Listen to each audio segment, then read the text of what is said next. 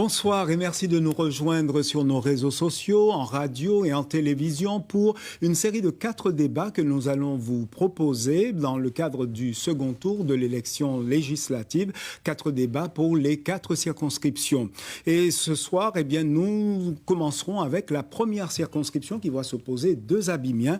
Olivier Servat arrivé en tête au premier tour avec 51,25% des voix, mais seulement 15,85% des inscrits.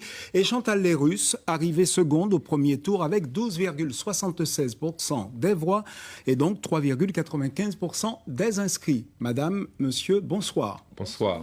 Alors, un tirage au sort a déterminé celui d'entre vous qui commencerait. C'est vous, monsieur Servat. C'est donc vous qui terminerez tout à l'heure. Vous aurez la possibilité donc d'utiliser 15 minutes chacun pour pouvoir vous exprimer. Vous pourrez répondre aux questions qui vous seront posées, mais aussi vous pourrez vous interpeller si vous le souhaitez. On commencera donc par vous et j'ai envie de vous demander à tous les deux, mais vous serez le premier à répondre, quel sentiment avez-vous après ce premier tour des élections législatives qui a quand même remué la France? Bonsoir, monsieur François-Joseph Ousselin. Bonsoir, madame Lérus. Bonsoir aux téléspectateurs et auditeurs de Guadeloupe la Première. Et tout d'abord, j'ai une pensée pour les sinistrés du Sud Basse-Terre, une pensée aussi pour nos frères et sœurs de la Caraïbe qui subissent aujourd'hui des intempéries assez brutales. Eh bien, écoutez, c'est un bouleversement. La France, aujourd'hui, est menacée par l'extrême droite qui est aux portes du pouvoir. On ne peut pas s'en réjouir. Et pour la Guadeloupe, je constate que sur 2 circonscriptions sur 4, nous avons du Rassemblement national au deuxième tour. C'est gênant. Je me réjouis que sur cette première circonscription, il n'y ait pas de candidat de l'extrême droite. Et vous-même, Madame Lérus, quel est votre sentiment après ce premier tour des élections législatives? Alors, bonsoir, Monsieur Joseph Ousselin, bonsoir, Monsieur Servat, bonsoir aux téléspectateurs de Guadeloupe Première. Alors, il est évident que ce premier tour était extrêmement court. C'est un départ arrêté pour tous les candidats, ce qui a permis aux députés en place d'avoir un certain avantage. Ceci étant, je ne partage pas du tout l'avis de Monsieur Servat, sa première circonscription. Je considère que dans la nôtre, en tout cas, cela a permis clairement de dessiner 2 camps. Le camp des forces de progrès, c'est ce camp-là que nous incarnons, et un autre camp, celui qui est prêt à peut-être davantage de compromission, et surtout de compromission avec l'extrême droite. Et je pourrais m'en expliquer tout à l'heure. Alors, vous attaquez directement votre adversaire. Avant cela, je voudrais quand même que vous puissiez me dire si vous estimez que vous le disiez, hein, ce développement du Rassemblement national, son implantation, n'est-il pas inquiétant pour vous aussi, même si vous êtes aux abîmes? Madame Lérus? Ah ben forcément, puisque c'est un développement c'est une montée d'une extrême qui est contraire à toutes nos valeurs. Mais c'est une montée d'une extrême qui s'explique en particulier par des politiques qui ont été nourries depuis plusieurs années, qui ont abîmé le pays et qui ont donné ce résultat-là. En tout cas, ce qui est important pour nous, force de gauche, c'est de faire front et de ramener nos populations à ce qui est nous-mêmes, à nos valeurs, à notre ouverture à l'autre, à l'ouverture au monde. Précisément, est-ce que vous n'avez pas l'impression que ce n'est pas seulement la politique nationale qui a pu inciter les gens à aller chercher secours ailleurs? Est-ce qu'il n'y a pas une part de cette politique régionale et locale qui est menée ici et qui, somme toute, effraie aussi certaines personnes? Non, on voit que la parole se libère dans notre pays de Guadeloupe sur le racisme envers nos frères, le racisme envers les nôtres. Non, je considère que c'est véritablement un problème qui est sociétal, mais c'est un problème aussi qui est nourri par l'absence de politique publique claire qui donne de la lisibilité, de la perspective à nos populations. Monsieur Servat, quelle est votre analyse justement sur cette implantation du Rassemblement national en Guadeloupe?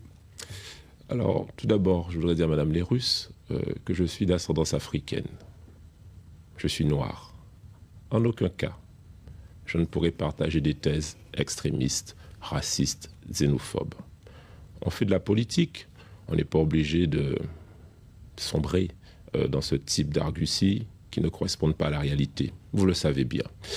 Et d'ailleurs, je voudrais vous poser une question. Où est-ce que vous m'avez vu ou entendu tenir des propos racistes ou xénophobes? J'ai une question pour vous, j'espère que vous allez pouvoir y répondre. Maintenant, concernant la montée du Rassemblement national, vous savez, je pense qu'il y a des déceptions au niveau national et au niveau local. Et si d'aventure, des personnes, des responsables politiques se détournent du regard de la réalité des souffrances guadeloupéennes, eh bien, on laisse monter le Rassemblement national. En aucun cas, je ne peux laisser mes frères et sœurs guadeloupéens souffrir d'insécurité. C'est un sentiment fort aujourd'hui. Pourquoi?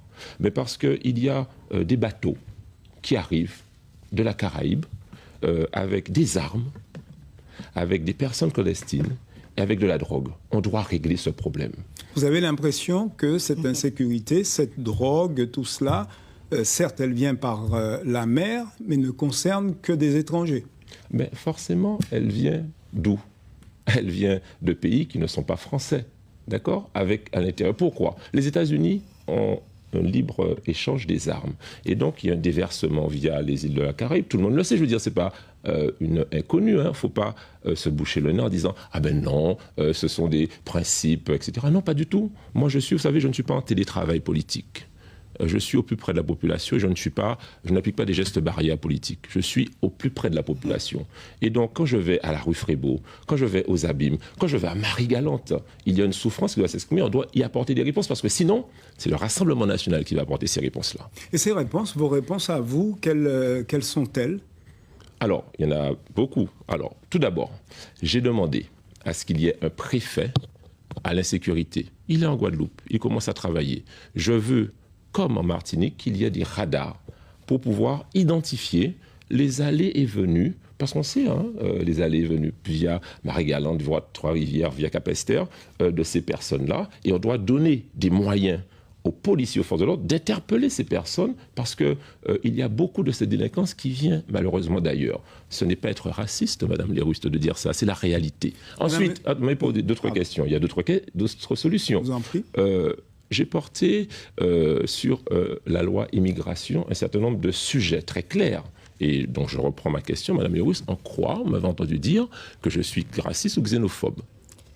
Alors je pense que, M. Servat, vous venez de répondre par vous-même en stigmatisant tout de suite les étrangers. Je voudrais quand même dire que dans ce premier tour des élections législatives, nous avions 11 candidats,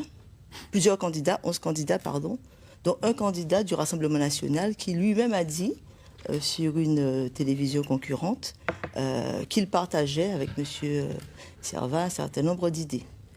J'ai entendu sur cette même chaîne concurrente M. Servat dire, c'était le 10 juin, et je pense que pour moi ça a été un déclic dans ma décision d'être candidate à ces élections. Je l'ai entendu dire que le Rassemblement national répondait aux préoccupations des Guadeloupéens. Je ne partage pas du tout cette position-là. Et M. Servat excelle dans un domaine, c'est celui du pompier pyromane. Il lance le feu, ensuite il dit vouloir l'éteindre autrement. M. Servat, vous venez de dire, vous vous opposez. Pour vous, le problème de l'insécurité, c'est les étrangers. Pour moi, et vous avez d'ailleurs dit vous-même sur cette même chaîne le 10 juin, vous avez dit que 60% des méfaits sont commis par les étrangers.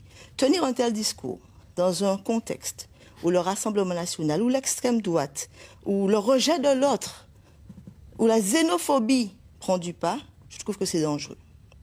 Et c'est d'autant plus dangereux qu'il y a des solutions autres qui peuvent être portées. Sur la sécurité, vous dites, voilà, violence, insécurité, étranger. Moi, je considère que les mesures sont autres. Je refuse de penser que c'est par le bâton qu'on va régler le problème de la violence ou la sécurité. Je considère pour ma part que c'est par l'activité. Mais c'est vrai que moi, je défends des valeurs de progrès social, d'humanisme, de justice sociale. Et je considère qu'on est tous étrangers quelque part. Et je dis souvent, je l'ai toujours dit d'ailleurs depuis des années, que tout le monde c'est moun. Pas d'avoir pour moun, pas plus moun qui ont d'autres moun. Donc je refuse de stigmatiser les étrangers. Pour moi, une réponse à la sécurité, c'est l'activité. L'activité par le travail, l'activité par la formation, l'activité par l'adaptabilité des lois. Et c'est précisément sur ce qu'on attend un député. Soit dit en passant, quand on regarde les prisons de Guadeloupe, elles ne sont pas pleines d'étrangers. Eh bien, justement, vous savez, il ne faut pas ne pas regarder la réalité en face. Vous parlez de principes et de beaux discours, moi je vous parle de la réalité.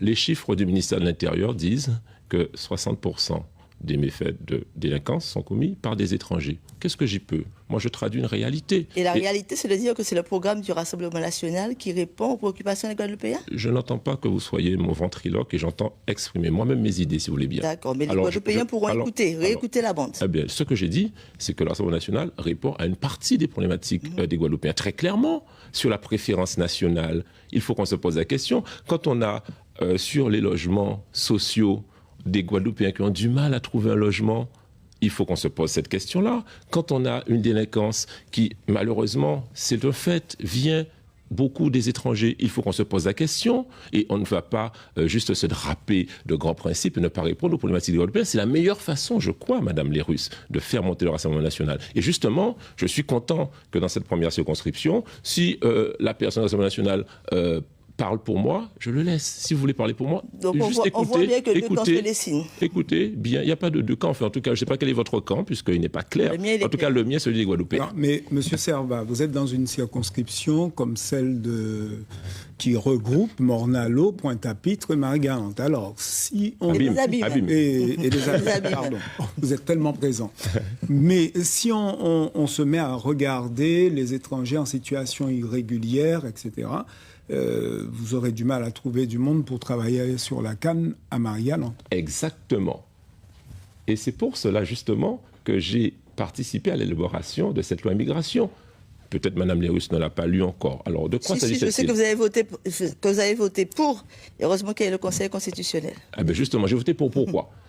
Vous savez, justement, en étant proche de la population, les producteurs de canne à Marie-Galante, de bananes ici, de tomates à Saint-François, me disent et combien de fois j'œuvre pour pouvoir régulariser des étrangers en situation régulière, parce que sinon on manque de main-d'œuvre, parce que l'agriculture ne paye pas assez. Voilà ce qu'on a fait. Vous êtes dans le domaine de la santé. On a fait en sorte de régulariser un maximum de médecins, infirmiers étrangers pour pouvoir soulager les souffrances des hôpitaux. D'ailleurs, il y a un problème actuellement sur les réactifs, sur les laboratoires actuellement au CHU. Et donc, nous avons travaillé sur ça. J'ai porté quelque chose où le Rassemblement national en France était violemment contre.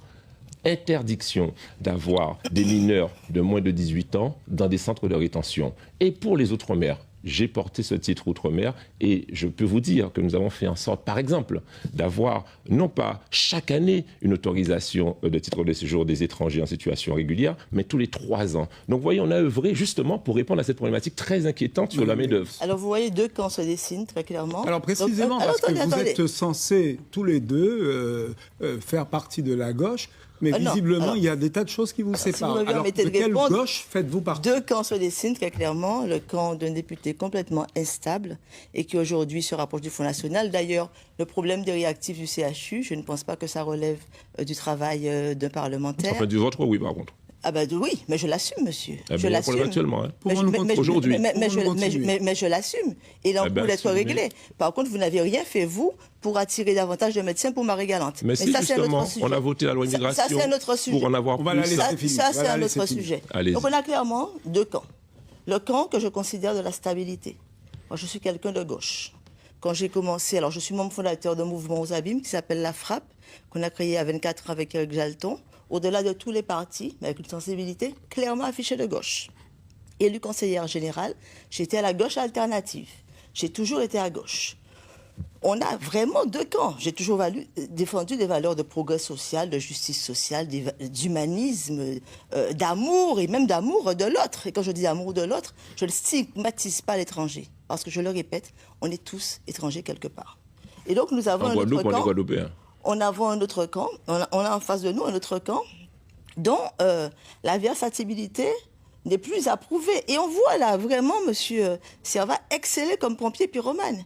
Il va nous faire croire que passer de PS à macroniste, parce que je rappelle quand même que plus macroniste que M. Servat, il n'y en avait pas. Je ne sais pas s'il y a beaucoup d'hommes politiques en Guadeloupe qui l'ont invité à chanter Noël, à danser de façon un peu doudouiste, à partager nos messes et l'habitude, je ne pense pas. Ensuite, il a été président de la délégation Outre-mer. Et dit, mais les faits sont têtus, hein, puisque on a les enregistrements, je suis en marche. Il a d'ailleurs recadré M. Letchimy en lui disant n'essayez pas d'appeler les ministres qui ne vous répondraient pas, passez par moi. puisque c'est moi qui ai le 06 de M. Macron. Enfin là, je ne suis pas ventriloque. Je relate à la population de la première circonscription les faits. Et donc, macroniste pendant des années, jusqu'à 4 mois avant l'échéance. Sentant le vent tourner, vous pensez qu'il savait qu'il y aurait une dissolution? Mais non, mais là, je suis en 2022. D'accord. Donc, il a été LFI. D'ailleurs, je l'ai soutenu en 2022. Parce qu'il était LFI. Donc bon choix. Mauvais choix. Et justement, comme j'assume toutes mes positions et que j'assume mes erreurs, c'est pour ça que je suis candidate aujourd'hui, précisément face à M. Servat. Donc, en 2022, sentant le vent tourner, LFI, donc la France Insoumise, mouvement de gauche, etc. Et une fois élu, le temps de la transformation dans l'avion arrivé au modem, ensuite à l'Aliotte, anti-Macron dans les dires, mais la création d'un mouvement au mois de septembre avec en VIP, M. Gérald Darmanin quand même, qui, me semble-t-il, est un macroniste de la première heure. Donc ma difficulté avec ce que dit M. Servat, c'est la fiabilité. J'ai du mal à avoir confiance. On vous a et d'autant plus que... Alors bon, il me renvoie sur les réactifs du CHU, mais c'est mon boulot. Et vous savez on vous a compris bien que le CHU de la Guadeloupe prend en charge le patient de la Guadeloupe. Il y a une question que je voudrais vous poser. Nous sommes quand même dans une élection nationale, donc participer à l'Assemblée nationale. Alors, s'il y a une majorité du Rassemblement national, chacun d'entre vous, vous êtes où, vous vous situez comment, vous faites quoi? Alors, je voudrais poser une question à Mme Lérus, très simplement. Et éventuellement répondre à la mienne. Bien sûr, mais on peut échanger, avec la compétition. La question est claire. Moi, si vous me la posez, je vous y réponds très clairement. J'ai la parole, je peux y répondre, je la garde. Non, mais très clairement, je suis un homme de gauche. Et toutes les élucubrations de Mme Lérus, elle-même n'y croit pas. Les faits sont têtus.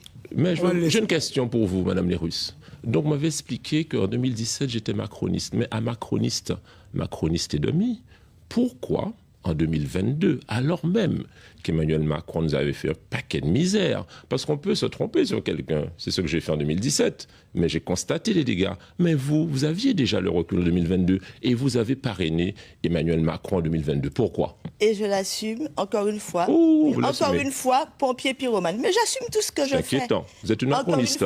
Non, pas du tout. Le macroniste, c'est vous. Pompier pyromane, encore une fois. Mais vous êtes aujourd'hui démasqué. Vous êtes resté 4 ans. Vous l'avez déjà dit ça. Non. Alors, vous êtes resté président de la délégation Outre-mer. En 4 ans, vous n'avez jamais vu que Macron pas envoyé pâté bon. Ou attendre 4 mois avant, faire un mandat pour envoyer pâté bon. Soit. J'assume, oui, nous étions un certain nombre de Guadeloupéens à avoir parrainé Macron sur la base d'une plateforme de revendication pour l'outre-mer, mais un parrainage n'est pas un engagement politique. Moi, je n'ai jamais voté une seule loi pour Macron. Vous n'êtes pas député. Alors, au milieu de tout ça, moi, je voudrais mais je continue. Vous avez une majorité au Rassemblement national. Mais je voudrais juste préciser une chose. Les principaux soutiens de M. Servat aujourd'hui, en particulier Jean Bardaille, secrétaire général du GURSC, vous êtes membre adhérent du GURSC. J'ai vu que le GURSC vous soutient. Le GURSC, certainement pas. Vous avez demandé son soutien? Moi, j'ai demandé le soutien au GURSC. Crois. Alors, premièrement, c'est faux. Encore une fois, monsieur Servat, vous mentez. Vous mentez très clairement. Je n'ai jamais demandé de soutien au GURSC. C'est marqué sur RCI. Mais RCI peut dire ce qu'il veut. Je vous dis en face. Vous n'êtes pas défendu. Je vous pas démenti. Mais s'il fallait démentir, tout à l'heure je démentirai. Et j'ai une petite anecdote pour vous tout à l'heure.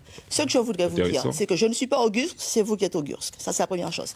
La deuxième chose, c'est que je n'ai pas demandé de soutien du GURSC. Ah bon?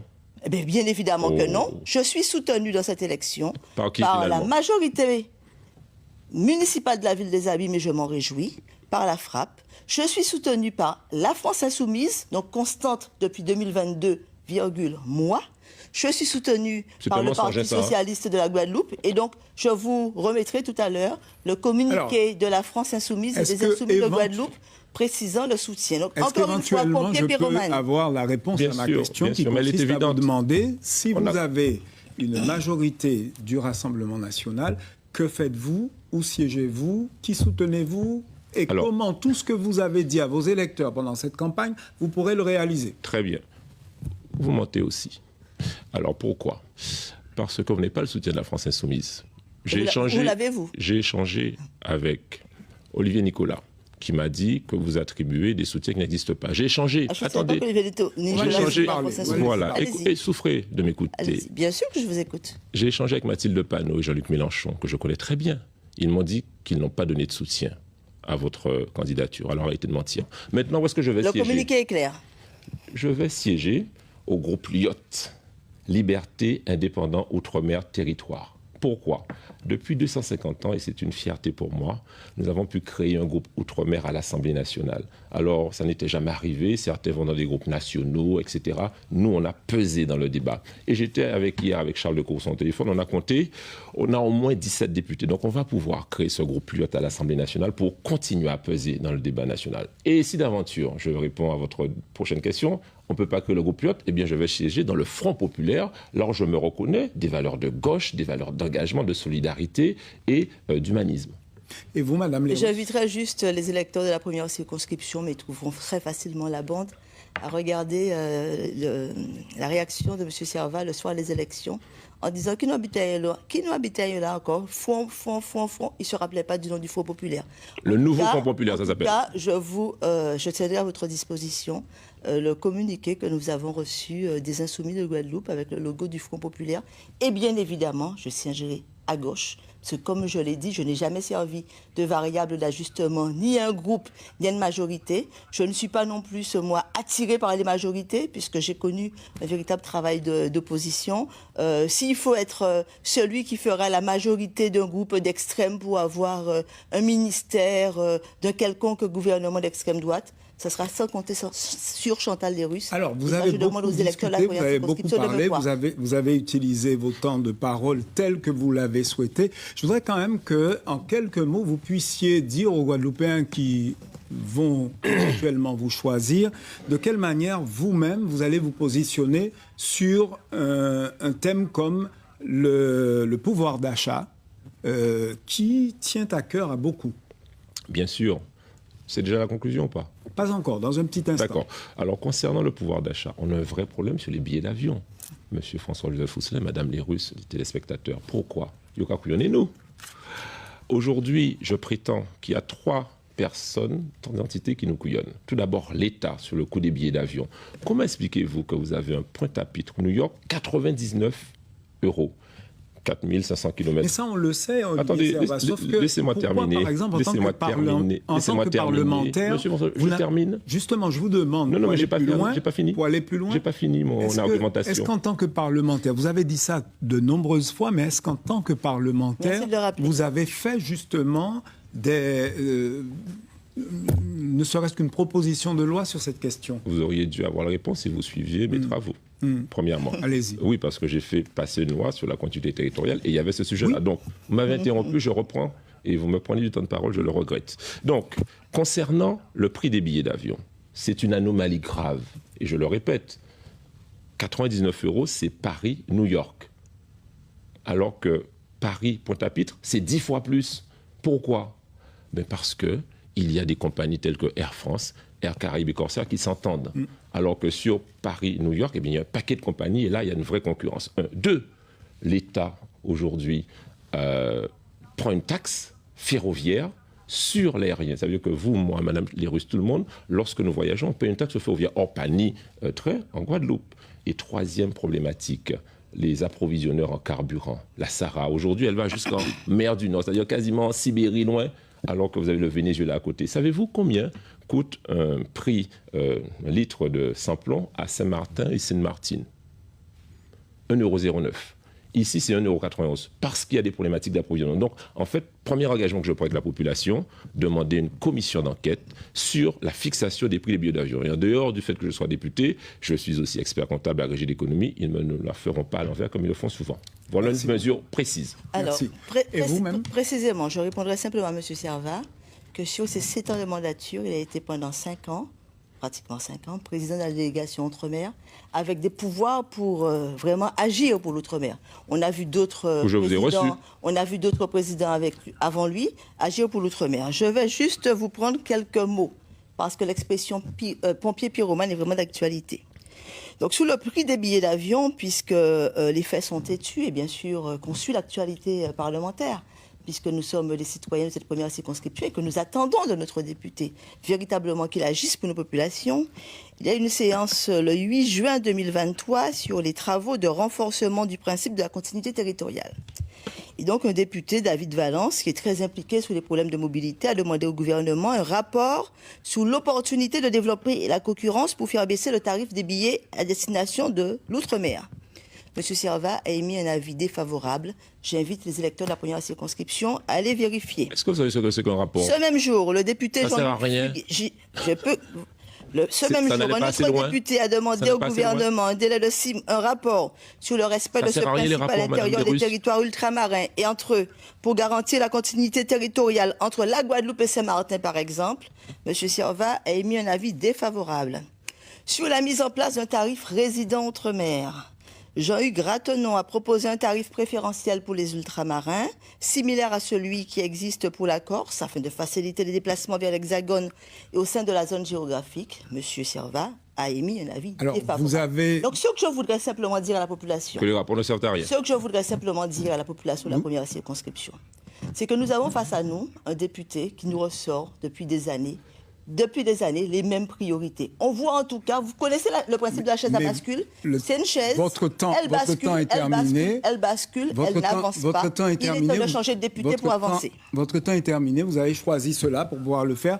Monsieur Servat, vous avez 2 minutes pour rattraper ce temps et ensuite ce sera le temps de la conclusion. Ce sera vous d'abord et Madame Lérus ensuite. Savez-vous ce que c'est que ça? Mais vous avez le temps vous avez encore 2 minutes à rattraper. Hein. Vous savez ce que c'est que ça? Le bacon. C'est un chapeau en feuille de coco. Et il faut qu'on défende la filière coco en Guadeloupe. Figurez-vous qu'aujourd'hui, ce gouvernement macroniste, que Mme Lérus a parrainé en 2022, et qu'elle assume, dont acte, eh bien, mesquinement, le 4 juin, il a supprimé le financement de la filière coco. Alors même que cette filière coco est une source d'autonomie agroalimentaire et de suffisance alimentaire. Quand vous avez quelqu'un comme le Cornu qui arrive en Guadeloupe et dit nous, prenez-vous en main, bien justement, on voulait se prendre en main. Et bien justement, cette filière coco a permis aujourd'hui d'avoir la possibilité pour des agriculteurs de planter des champs de coco.